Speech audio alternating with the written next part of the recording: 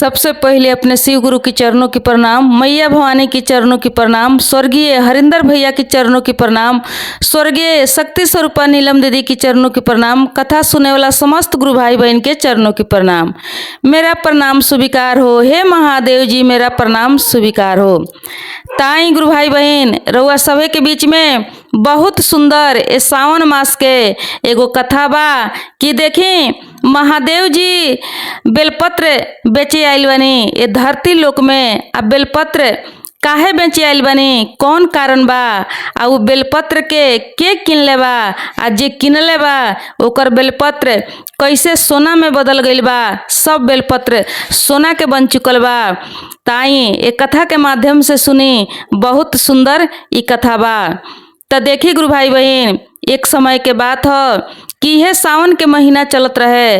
आई सावन के महीना में माता पार्वती आ महादेव जी दोनों आदमी में गप सप होत रहे, बहुत प्रेम से बातचीत होत रहे।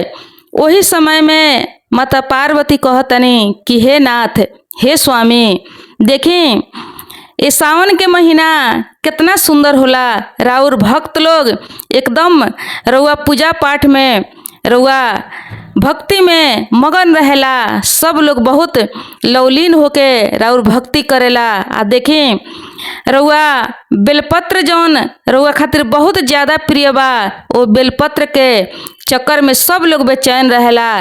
केहू कीन के ले आवेला, केहू कहीं से खोज के ले आवेला, बाग बगीचा जंगल झाड़ी, लेकिन बेलपत्र रउआ खातिर सभे लेके आवेला। सब केहू बेलपत्र ले आके तब राउर पूजा करेला। देखी रउआ भक्ति में कितना लोग, रउआ पूजा में कितना लोग जुटल बा, श्रद्धा से दिल से राउर पूजा करेला। बिना बेलपत्र के केहू राउर पूजा ना करेला। तब महादेव जी कहनी कि हे देवी, देखो पूजा तो सब केहू करेला, पूजा सब केहू करेला, लेकिन भक्ति केहू केहू करेला। काहे कि भक्ति सब केहू से ना होके सकेला, बाकी पूजा सब केहू कर लेवेला। भांग धतुर बेलपत्र के सब केहू खोज लेवेला, इकट्ठा कर लेवेला, आ बेलपत्र सब केहू जुटा लेवेला, लेकिन भक्ति सब केहू ना करे सकेला। तो माता पार्वती कहतनी कि हे नाथ, ई रउरा का कहतनी, ई तो सारा लोग राउर भक्त बा। यदि राउर भक्त ना रहित तो रउआ बेलपत्र खातिर, रउआ भांग धतुर खातिर लोग इतना बेचैन ना होइत। देखी सारा लोग देखे में आवेला कि सब लोग बेचैन रहेला बेलपत्र खातिर, भांग धतुर खातिर। तो भक्ति ना हो तो ई का हो, काहे कि सब केहू के डर बा रउआ से। सभे राउर पूजा में एकदम जुटा रहेला, रउआ सब पर अपन कृपा करे के चाही। महादेव जी फेन कहतनी कि देखा ये गौरा, देखा पूजा अलग विषय हो, पूजा सब केहू कर लेवेला, हर केहू पूजा करेला, लेकिन भक्ति सब केहू ना करे सकेला। देखिए गुरु बहिना, शंकर जी कहतनी कि पूजा सब केहू करेला, लेकिन भक्ति सब केहू ना करेला। माता पार्वती जिद कैले बनी कि रउरा का कहतनी, हमरा देखे से तो सब संसार राउर पूजा, जे पूजा करता उ राउर भक्त हो गईल। हम तो यह कहेम कि सब पर रउआ कृपा करे के चाही। जे राउर पूजा, जे रउआ के बेलपत्र लिया के चढ़ावता, कितना मुश्किल से बेलपत्र ले आवेला, उ सब के राउर भक्त हो गईल। तो महादेव जी कहनी कि ठीक बा, देखो ए सवाल के जवाब हम तोहरा के बाद में बताएम। इससे पहले हम जाएम धरती लोक पर बेलपत्र बेचे खातिर। तो पार्वती कहतनी कि रउआ बेलपत्र बेचे गईला के कौन जरूरी बा, बेलपत्र से तो रउआ के सारा भक्त लोग देखी तोप देवेला, पूजा करके ढेरी लगा देवेला रउआ मंदिर में, आ रउआ बेलपत्र बेचे गईला के कौन जरूरी बा। पार्वती जी जब कहतनी तो महादेव जी कहनी कि देखो हम बाद में बताएम, पहला हमरा के तू बेलपत्र बेचे जाए दो। अब देखिए गुरु बहिना, महादेव जी का कैले बनी कि एगो भिखारी के भेष बनौले बनी, एकदम फाटल पुरान कपड़ा पहिर के, कुरूप चेहरा, एकदम कुरूप गंदा बना के, आ अपना माथा पर एगो टोकरी लेके, आ भर टोकरी बेलपत्र लेके आ महादेव जी चल दिले बनी बेचे खातिर। मंदिरे मंदिरे घूमतनी, गाँव गाई घूमतनी ये गुरु बहिना। अब देखी जब घूमतनी कहतनी कि बेलपत्र ले लो, बेलपत्र ले लो, लेकिन जब लोग देखे बेलपत्र तो सब लोग जब देखे तो कहे कि ये भिखारी के हाथ के बेलपत्र केली, इ तो इतना ना गंदा बा, कुरूप बाई भिखारी कि ये भिखारी के हाथ के बेलपत्र कैसे महादेव जी के चढ़ावल जाई। पता ना ई भिखारी कहियो नहैले बा कि नइखे नहैले, एकरा कितना दिन भइल होई नहैले। ये भिखारी के हाथ के भला बेलपत्र केली। देखिए गुरु बहिना, मंदिर में बेलपत्र बिकाला, पान फूल बिकाला।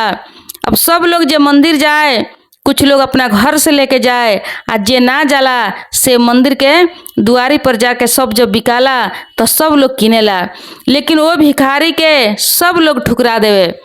जेकरा आगे शिव जी अपन हाथ बेलपत्र लेके फैलाई कि भैया बेलपत्र ले लो, बेलपत्र ले लो, लेकिन कोई बेलपत्र ना लेवे। सब लोग कहे कि ये भिखारी के हाथ के बेलपत्र केली। अब देखिए गुरु बहिना, ऐसा ही महादेव जी कभी इधर तो कभी उधर, कोई बेलपत्र किने के तैयार ना होके। सब लोग कहे कि नहैले बा कि ना नहैले बा, कितना एकर कपड़ा गंदा बा, एकर कपड़ा एकदम पुरान बा। अब महादेव जी ऐसा ही घूम घूम के सबतर हैरान बानी, सब लोग से गुहार करतनी, अर्जी करतनी कि हम बहुत गरीब बानी, बहुत गरीब बानी, हम हमारी यह रोजगार बा। यदि बेलपत्र हम नइखी बेच के ले जात त आज हमरा घर में, हमरा चूल्हा में आँच ना बराई, हमर बाल बच्चा आज भूखा रह जाई। ए भाई बहन, हमार बेलपत्र ले ली लोग कह के महादेव जी गुहार करतनी, लेकिन कोई सुनत नइखे।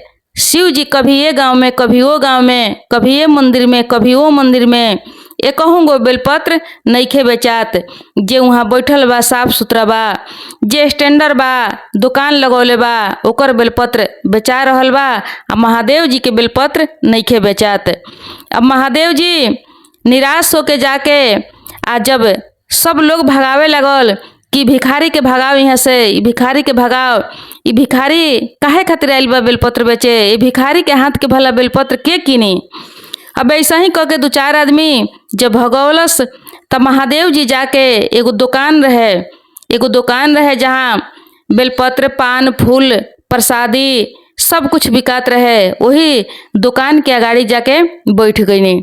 बैठ के फेन से वो अपन बेलपत्र के गुहार करे लगनी बेचे खातिर।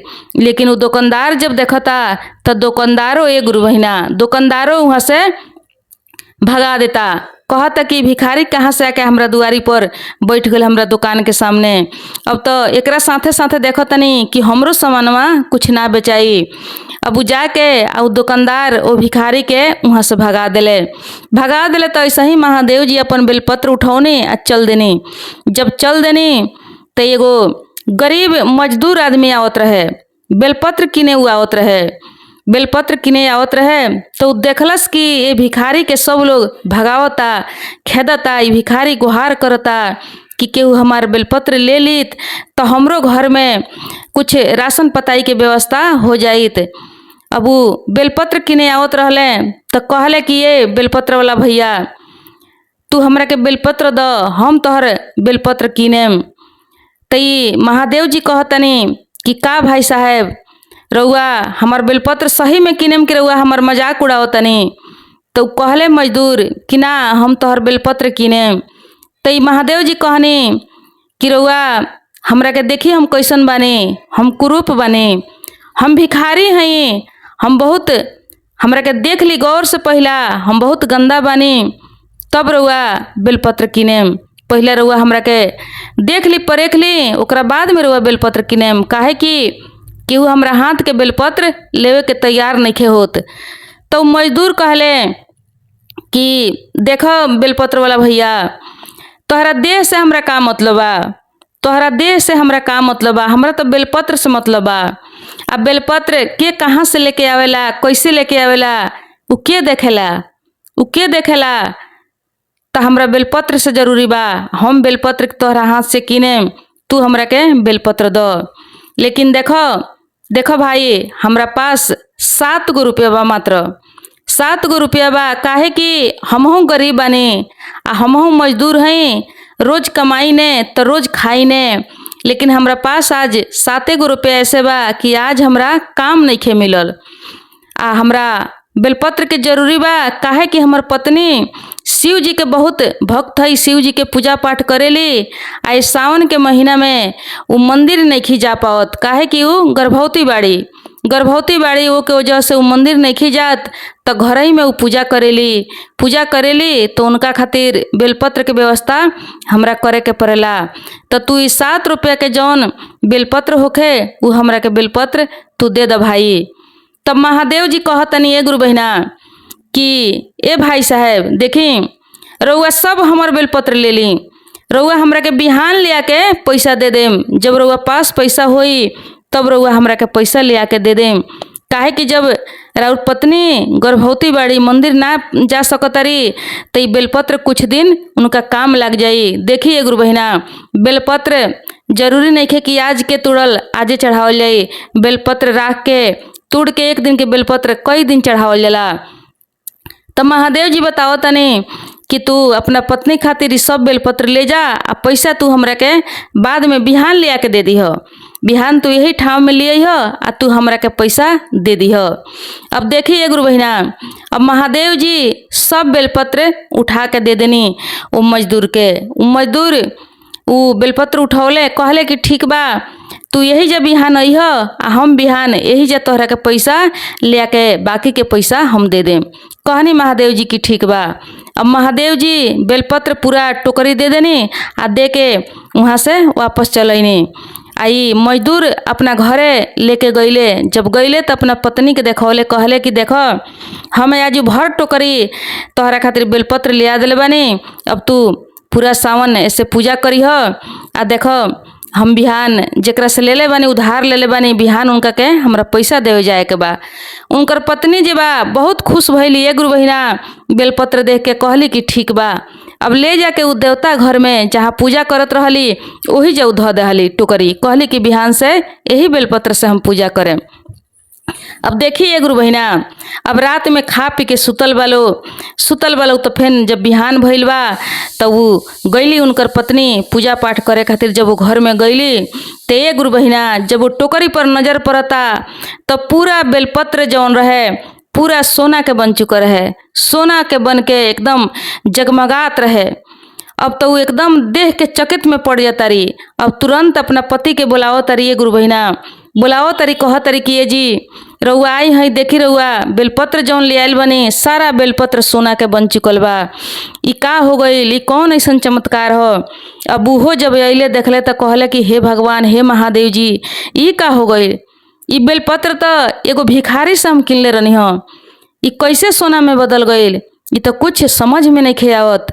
अब देखिए गुरु बहिना अब तुरंत मजदूर तुरंत वहाँ से दौड़ल गईले वो भिखारी के खोजे खातिर, कहले कि हम चलत तनी उनका के खोजे आ उनकर पैसा भी देम, आई का रहस्य बा का कारण बा कि सोना के बन गइल बा। अब दौड़ल गइल बड़े खोजे गुरु बहिना, गइल बड़े तो पहले वही जा गईले जहाँ से बेलपत्र लेले रहले, काहे कि महादेव जी वही जा बोलौले रहनी, गईले वहाँ खोजले वो भिखारी उनका नैखन मिलत, वहाँ से मंदिरे गईले, चारों ओरी मेला में मंदिर में सब तर खोज के हार थाक के उ चलैले घरे अपना। अइले तो अपना पत्नी से कहले कि देखो वो भिखारी हमरा कहीं नैखन भेटात, उनकर पैसा भी बाकी रह गइल बा, आई सोना में बदल गइल बा, ई सब का ह, ई कैसे ई सब भइल बा, ई हमरा कुछ समझ में नहीं आवत, हमने के का कइल जाओ। अब देखी महादेव जी के गोड़ लागत लो आ ओकरा बाद उ लोग टेंशन में पड़ल बालो, वो बेलपत्र के सोना के बेलपत्र देख के गुरु बहिना आप टेंशन में पड़ के वो लोग सुतत लोग रात में। जब रात में सुतत लो तो ये गुरु बहिना महादेव जी आवतनी सपना में, महादेव जी आवतनी सपना में तो मजदूर के सपना आवतनी कि देखो भाई वो कोनो भिखारी बेलपत्र लेके ना लो, हम स्वयं महादेव जी वो बेलपत्र बेचे खातिर गई रहनी हो, काहे कि बेलपत्र तो सब लोग महादेव जी के चढ़ावेला, सब लोग बेलपत्र खातिर बेचैन रहेला। लेकिन हम गईनी है देखे कि केवल बेलपत्र खातिर ही सब लोग बेचैन रहेला, आ कि कुछ लोग भक्तियों करेला। कुछ लोग के दिल में दयो बा, दिन दुखिया के देख के, केहू के भिखारी के देख के, या कोनो लाचार गरीब के देख के दिल में दयो बा, दया के भाव बा कि नइखे। तो उहे देखे खातिर हम गईनी ह कि लोग खाली पूजा करेला आ कि लोग भक्तियों करेला। इहे परीक्षा लेवे खातिर हम ई बेलपत्र लेके बेचे गई रहनी ह। लेकिन हमार बेलपत्र कोई ना किनलक ह, उहे बेलपत्र खातिर सब लोग बेचैन रहेला। लेकिन आज जब हम भिखारी बन के सब लोग से गुहार करत रहनी ह, कोई हमार बात ना सुनलक ह, कोई हमरा ऊपर ध्यान ना देलक ह, कोई के दिल में दया ना आइल ह। आ तू एगो गरीब होते हुए भी हमार स्थिति देख के हमरा के तोहरा दिल में हमरा के देख के दया आइल ख कि हम यदि किन लेतानी तो ये भिखारी के 2 रुपया हो जाई। तोहरा पास पैसा ना रहल, फिर भी तोहरा दिल में दया आइल हमरा के देख के, तो एकरा के कहल जाला भक्ति। जेकरा दिल में दया ना होई आ कितनो बेलपत्र खातिर छपटियाई, सगरो चारू ओर घूमी आ कितनो पूजा करी, जल चढ़ाई, फूल चढ़ाई, तो ओकरा के बस उ पूजा रह जाई, उ पूजा भर सीमित रह जाई। आ जेकरा दिल में दया होई, जे दिन दुखिया के दुख दर्द बूझी, ओकर दुख सितम में काम लागी, जौने होखी तौने, ओकरा के भक्ति कहल जाला। महादेव जी कहनी, वही से हम तोहरा से तू पास भइल ह, तोहरा के जौन बेलपत्र देले बानी उ सोना में बदल गइल बा।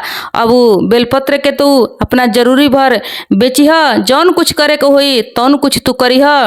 तोहर आज से सब दिन बदल गइल, सब तोहरा घर में एकदम सुख ही सुख रही। आ बहुत सुंदर तोहरा पत्नी के पुत्र होई, काहे कि तोहर पत्नी भी बड़ा प्रेम से हमार भक्ति करेली। उनका के भी हम जानत तनी, हम यहाँ केकरा के नहीं जानत, केकरा के नहीं समझत। तब देखी अभी सपने में एकदम महादेव जी के चरण में गिरल बाड़े, महादेव जी के देख के चकित भइल बाड़े। कहत रहे कि हे महादेव जी, रउआ तो सबसे पहले हमरा के दर्शन दे के हमरा के धन्य बना देनी, हमार जीवन धन बना देनी, राउर दर्शन हो गईल। अभी पति पत्नी के जीवन जीवा एकदम धन हो गईल। गुरु बहिना, सोना के 1 टोकरी बेलपत्र मिल गईल। इहे बात महादेव जी पार्वती से बतौनी, कहनी कि देखा हे देवी, तोहर कहा नाम रहला कि सब लोग रउआ के बेलपत्र चढ़ावता, तो सब लोग राउर भक्त हो गईल, सब लोग राउर भक्त भइल, सब लोग पर रउआ कृपा करे के चाही।